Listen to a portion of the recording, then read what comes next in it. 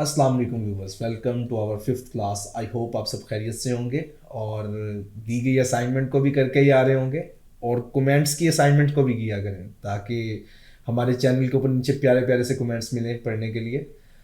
तो चले आए, स्टार्ट करते हैं आज की वीडियो और देखते हैं किन नई चीज़ों को सीखने वाले हैं। इस क्लास में हम स्टाइल ग्रुप को पढ़ेंगे। मैंने यहाँ पर कुछ पैराग्राफ्स बना कर रखे हुए हैं और उनके ऊपर हेडिंग्स हैं। जैसे तो हम हेडिंग का साइज़ 14 यूज़ करते हैं, बट स्टाइल जब भी आप कोई स्टाइल यहाँ से यूज़ करेंगे तो उसका साइज़ खुद ब खुद चेंज हो जाएगा। फॉर एग्जांपल अगर मैं हेडिंग 1 रखता हूँ तो इसका साइज़ खुद ब खुद 16 हो रहा है। अगर हेडिंग 2 रखता हूँ तो इसका साइज़ 13 हो रहा है। अगर हेडिंग 3 रख रहा हूँ इसका साइज़ 13 हो रहा है। तो ये साइज़ आप चेंज भी कर सकते हैं। मुझे सिर्फ यही बताना था कि हेडिंग 1 का साइज़ बड़ा होता है, हेडिंग 2 का साइज़ छोटा होता है, हेडिंग 3 उससे छोटी, हेडिंग 4 उससे छोटी। इस तरह से ये हेडिंग स्टाइल्स छोटे होते हैं। और बाकी के जो टाइटल स्टाइल है ये आपके पास सामने है कि देखें कितना बड़ा स्टाइल है। तो आप ये टाइटल के तौर पे अपने ऊपर दे सकते हैं। इस तरह के स्टाइल्स आप खुद भी बना सकते हैं, बट इन स्टाइल को यूज़ करने का एडवांटेज क्या है हम वो देखेंगे। अगर फॉर एग्जांपल के तौर पे मैंने यहाँ पर फर्स्ट हेडिंग को एक स्टाइल लगाया, यहाँ से हेडिंग 1, और इसका साइज़ आपको 14 चाहिए था तो मैंने 14 कर दिया। और यहाँ पे आप देखें कि एक एरो बन के आ रहा है आपके पास। अगर आप इस एरो पे क्लिक करते हैं तो आपका जितना नीचे का टेक्स्ट है ये इसके अंदर हाइड हो जाएगा। ठीक है, इस तरह से हाइड हो जाएगा। अगर आप इस पर क्लिक करते हैं तो दोबारा से ये टेक्स्ट वापस आ जाएगा। लेट्स सपोज कि आपने यहाँ पर लास्ट वाले को कुछ हेडिंग स्टाइल नहीं दिया। अगर आप यहाँ पर खड़े हैं और इसको अगर आप क्लोज करते हैं तो ये देखें इस तरह से ये चीज़ सारी हाइड हो जाएगी। लेकिन अगर आपने आगे वाले को हेडिंग दे दी तो ये चीज़ वहीं तक वर्क करेगी जहाँ पर नेक्स्ट हेडिंग नहीं लगी हुई। लेट्स सपोज मैंने यहाँ से ये लगाया और यहाँ पे इसका साइज़ छोटा कर दिया। अब आप ये देख सकते हैं कि मैं इस पर क्लिक कर रहा हूँ तो सिर्फ यही पैराग्राफ हाइड हो रहा है, बाकी का पैराग्राफ सारे दिख रहे हैं। और इस तरह से आप हेडिंग स्टाइल को यूज़ कर सकते हैं। तो आप ये बात याद रखें कि अगर आप इस चीज़ को पीडीएफ के तौर पे एक्सपोर्ट करते हैं या प्रिंट में लेके जाते हैं, मैं प्रिंट प्रीव्यू दिखा देता हूँ आपको कि फाइल पे जाकर अब अगर आप प्रिंट पे जाके देखते हैं तो ये देखें ये उतनी टेक्स्ट आपके पास प्रिंट होके आएगा जितना टेक्स्ट इस टाइम शो हो रहा है। और अगर आपने एक्सपोर्ट करते हुए पीडीएफ इसकी बना दी तो याद रखें उतना ही टेक्स्ट आएगा जितना आपके पास शो हो रहा है। आप देख सकते हैं कि यहाँ पर ये इतना ही टेक्स्ट शो हो रहा है और इसको आप कॉपी भी कर लें तो वो टेक्स्ट इसके अंदर से नहीं निकल सकता किसी भी तरीके से जो आपने इसमें हाइड कर दिया। तो इस चीज़ से बच के रहिएगा। लेकिन ये चीज़ बहुत यूज़फुल है। आप अपने डॉक्यूमेंट में फॉर एग्जांपल आपको कुछ पैराग्राफ्स प्रिंट करने हैं या कुछ हेडिंग्स प्रिंट करनी है तो इस तरह से आप उसको यूज़ कर सकते हैं। इसके बाद बात करते हैं किस तरह से आप खुद के स्टाइल्स बना सकते हैं। बट खुद के स्टाइल्स में ये चीज़ नहीं आएगी जो अभी हेडिंग मतलब किस तरह से हाइड होती है। मैं यहाँ पर जाऊँगा, क्लिक करता हूँ, यहाँ पे काफ़ी सारे अदर स्टाइल्स भी पड़े। मैं यहाँ पे क्रिएट अ स्टाइल पे जाता हूँ, यहाँ से जाकर मॉडिफाई पे चले जाऊँगा। किस में जाना है? मॉडिफाई में। मॉडिफाई में जाने के बाद आप यहाँ से क्या कर सकते हैं कि आप इसका फ़ॉन्ट स्टाइल चेंज कर सकते हैं, फ़ॉन्ट का साइज़ चेंज कर सकते हैं। लेट्स सपोज मैं यहाँ पर 13 कर देता हूँ साइज़ और यहाँ से जाकर उसका कलर भी आप रख सकते हो परमानेंट, वही कलर आएगा जब भी आप उसका स्टाइल चेंज करेंगे। और यहाँ से जाके आप उसको किस तरह से यूज़ करना चाहते हैं ओके कर देता हूँ। अब देखेंगे यही स्टाइल आपके पास ये स्टाइल 2 के नाम से क्रिएट होगा गया। जब आप न्यू स्टाइल्स बनाएंगे यहाँ पे स्टाइल 1 2 3 इस तरह से क्रिएट होने लग जाएंगे। अगर मुझे किसी भी टेक्स्ट पे स्टाइल लगाना है तो मैं यहाँ से जाकर वही स्टाइल यूज़ करता हूँ तो वही स्टाइल उसके ऊपर आ गया।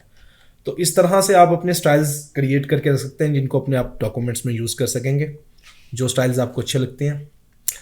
इसके बाद हम पढ़ेंगे एडिटिंग ग्रुप को। एडिटिंग ग्रुप किस लिए यूज़ किया जाता है कि इसमें सिलेक्शन होती है। सिलेक्शन में अगर आप जाके सिलेक्ट ऑल करते हैं तो सारा टेक्स्ट सेलेक्ट हो जाता है। कंट्रोल ए से भी यही काम कर सकते हैं आप।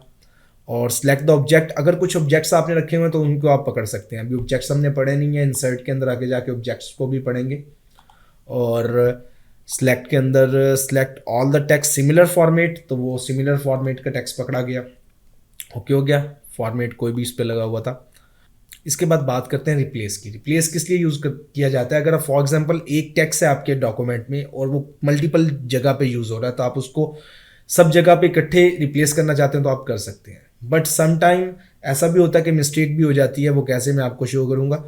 अगर फॉर एग्जांपल आपके पास वर्ड है यू और आप इसको चेंज कर रहे हैं जो कि देखने में तो यूनिक है, बट सम टाइम ऐसा होता है कि आपके डॉक्यूमेंट में यूर वर्ड भी यूज़ हो रहा होता है।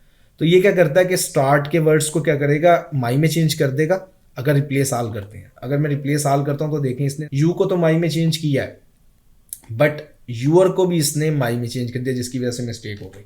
तो आपने इस तरह की पोजीशन में क्या करना है कि आप यहाँ से इसको रिप्लेस पे क्लिक करें अगर आप रिप्लेस करना चाहते हैं, और अगर आप नहीं तो फाइंड नेक्स्ट पे चले जाएं।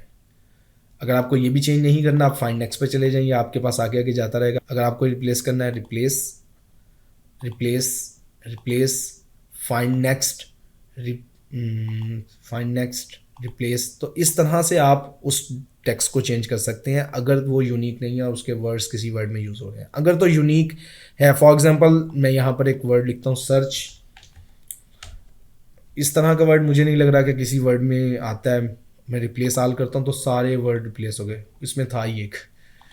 तो इस तरह से आप मल्टीपल वर्ड्स को on a single click replace कर सकते हैं। नेविगेशन किस तरह से वर्क करता है? नेविगेशन फाइंड से थोड़ा एडवांस होता है। मैं पहले फाइंड में जाकर एक चीज़ फाइंड करके दिखाता हूँ। फॉर एग्जांपल मैं यहाँ पर वर्ड यू को फाइंड करता हूँ और मैं फाइंड पे जाता हूँ, फाइंड इन, तो ये आपको दिखा रहा है कि find in current main document, तो ये आपको दिखा रहा है कि कहाँ कहाँ पर फाइंड वर्ड है। ओल्ड वर्जन्स के अंदर ये इस तरह से ही वर्क करता था, बट न्यू वर्जन्स के अंदर नेविगेशन है 2013 और अबव के वर्जन्स में। तो यहाँ पर आप लिख सकते हैं यू। अगर मैं यहाँ पर यू लिखता हूँ तो आपको ये दिखा रहा है कि कहाँ पर, चलो मैं यहाँ प्रूव लिख लेता हूँ, वर्ड प्रूव वर्ड लिखता हूँ तो देखें आपको दिखा रहा है कि कहाँ कहाँ पर प्रूव वर्ड यूज़ हो रहा है। और प्लस आपको पैराग्राफ्स भी दिखा रहा है। अगर आप इस पैराग्राफ पे जाते हैं तो ये खुद ब खुद आपको उस पैराग्राफ पे ले जाएगा। तो इस तरह से आप फाइंड करके किसी भी चीज़ को रिप्लेस कर सकते हैं और रिप्लेस से भी रिप्लेस कर सकते हैं। आई होप आपको फाइंडिंग, रिप्लेस और स्टाइल की क्लास अच्छी लगी होगी। अगर वीडियो अच्छी लगी है तो लाइक करें, सब्सक्राइब करें और बेल आइकन को प्रेस करें। और इन स्टाइल्स को यूज़ करते हुए और इन फॉर्मेट्स को, अदर फॉर्मेट्स को जो पढ़ाएं, इनको यूज़ करते हुए अपने डॉक्यूमेंट को ज़्यादा से ज़्यादा क्रिएटिव बनाएं। मिलते हैं अगली क्लास में। थैंक्स, अल्लाह हाफिज़।